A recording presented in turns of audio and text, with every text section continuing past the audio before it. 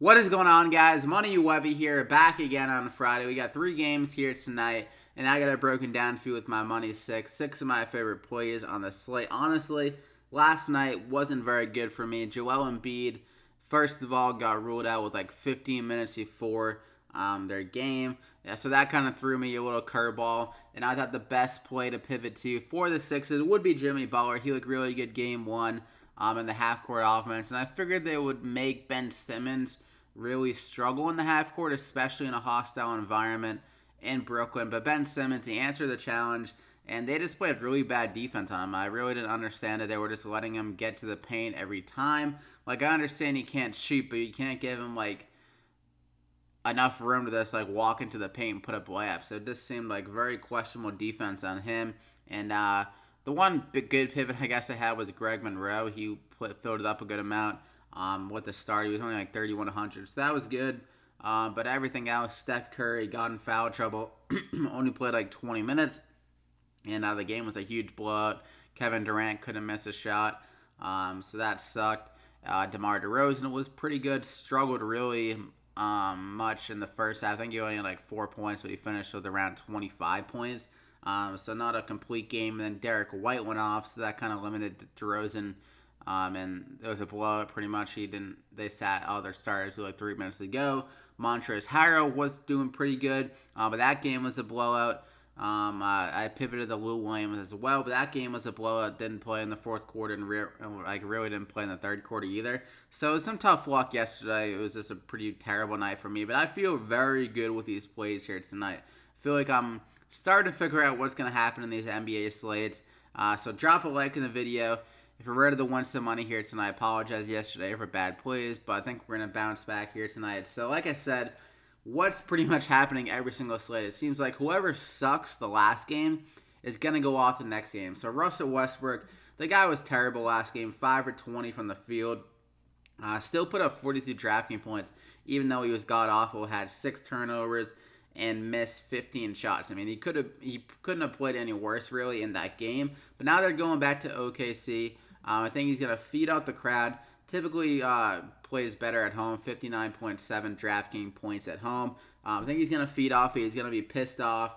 Super aggressive. I can see him just like flying to the paint every time, similar to what Ben Simmons did.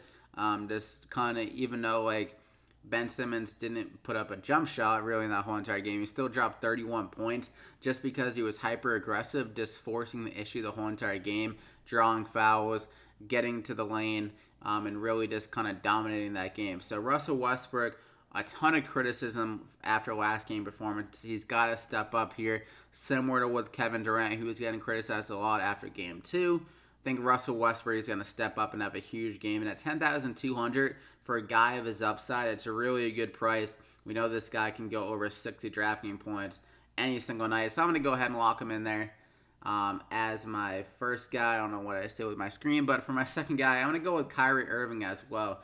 He always kind of steps up on the road for this Boston team whenever they need him. They do have some younger guys like Jaylen Brown, Jason Tatum, and Terry Rozier who can struggle on the road and make Kyrie Irving kind of be that just the guy they go to a lot. I mean, he put up 26 shots last game. He was super efficient, shot 57% from the field, 6 for 10 from 3, good for 63 DraftKings points.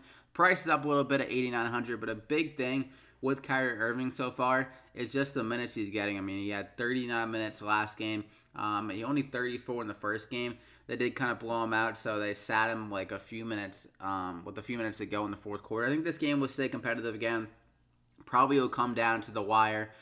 So that means I think Kyrie Irving's going to get 39 minutes or so, and he's a guy that gets only 33.1 minutes per game in the regular season. So that's a big difference for him to get a lot more usage, can fill it up a little bit. He has been filling it up very well so far this like whole entire year with rebounds and assists. So he can be a guy that goes over 30 points, gets around 6 rebounds, maybe 7, 8 assists, and also has that steal and block ability as he's been pretty active in the defensive end this year as well. So $8,900, I feel like people might be scared away from that price just because it has been low-scoring games.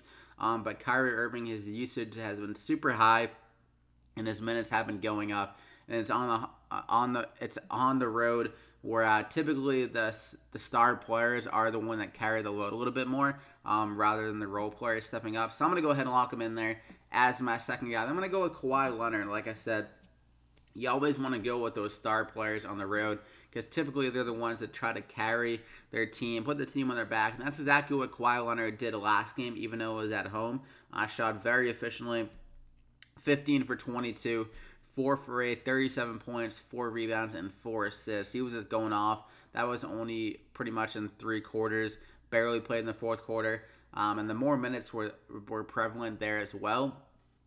In that game, like I said, he only had 33 minutes in game 1, and that was in all 4 quarters. This game was a blowout, so that was pretty much around the same minutes. Well, actually, it was the same minutes, but it was just in 3 quarters compared to like 4 quarters.